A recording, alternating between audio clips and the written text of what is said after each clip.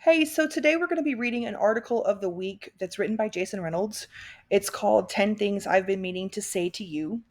I've got the audio available on a separate link if you would like to listen to the audio while you're following along. That is your choice. I wanted to go ahead and take a minute to give you instructions so that you knew what you were going to do with this. I put read and annotate at the top just so as soon as you got started, you would know to go ahead and annotate while you're reading. Um, since you have a digital copy today, here's how you're going to annotate digitally. And then let me narrow down for you kind of what we're annotating for. So let's go ahead and do like big ideas, like if you see any themes, and then let's look for questions to consider.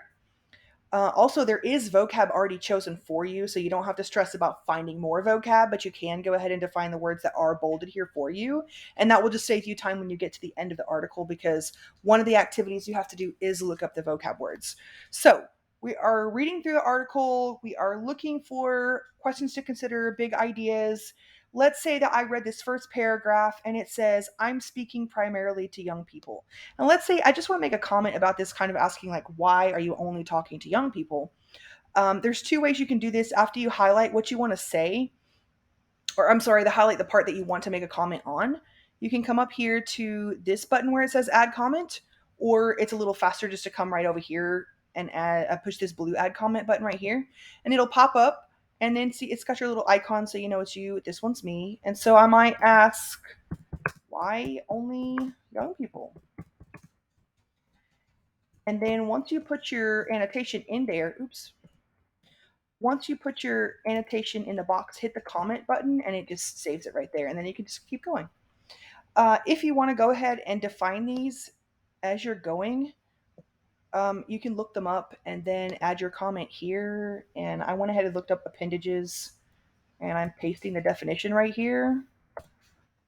And I'm just going to add that as a comment too. And that's just going to save me time later because I have to define these bolded words when I get to the bottom of the page anyway. So you might as well while you're going. Okay, so you are annotating this article. When you get to the bottom, here's some directions and response questions. You've already shown evidence of a close read if you already followed those previous directions. You're identifying the central idea of the article and defining those power vocabulary words. The power vocab words are the bolded words. So if you defined those bolded words as you went along, then you've already got that part taken care of partially. You just have to paste the definitions down here. So like you'll come and paste your definitions right down here. And then for central idea, I put a definition here for central idea to help you figure out what it is because you have to type the central idea of the article right here inside this box. So, definition for what is central idea, the excerpt that I posted right here says it's the central unifying element of the story, which ties together all of the other elements used by the author to tell the story. The central idea can be best described as the dominant impression or the universal generic truth found in the story. Therefore, the central idea statement should avoid using the names of characters. And we don't have a character since this is nonfiction, but you'll avoid using names. Central ideas are commentaries about the way the world works and or how the author views human existence. Central ideas are supportable. Try to find the interpretation that is most easily supported and covers the greatest percentage of the story. So after you read through the article, what is like the main point that you feel like Jason Reynolds was trying to make? The central idea is an author's comment, usually implied, on the subject of his narrative.